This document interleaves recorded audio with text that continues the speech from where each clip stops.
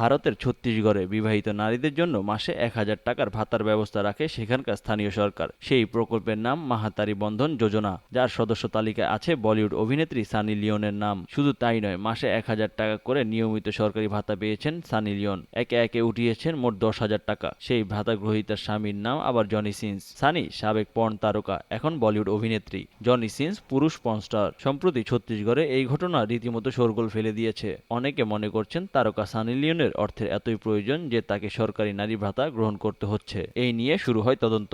জানা যায়, আদতে সানি লিওন নামে একটি অ্যাকাউন্ট খুলে সেই ভাতার সেবা নিচ্ছেন এক যুবক। ইতিমধ্যে প্রতারণার অভিযোগে বীরেন্দ্র যোশী নামে এক ব্যক্তিকে গ্রেফতার করেছে পুলিশ। ভারতীয় গণমাধ্যমের খবর, সরকারি প্রকল্পের টাকা নিজের পকেটে ঢোকাতে সেই অভিযুক্ত ব্যক্তি একটি ভুয়া অ্যাকাউন্ট খুলেছিলেন। সেই অ্যাকাউন্ট খোলা হয়েছে মূলত অভিনেত্রী সানি লিওনের নামে। এর সঙ্গে অভিনেত্রীর কোনো সম্পর্ক নেই। ইতিমধ্যে সেই অ্যাকাউন্ট জব্দ করেছে প্রশাসন। পাশাপাশি এখনো পর্যন্ত ওই ব্যাংক অ্যাকাউন্টে যত টাকা জমা পড়েছে তা যাতে সরকারের ঘরে ফেরানো যায় সেই উদ্যোগ নেওয়া হয়েছে।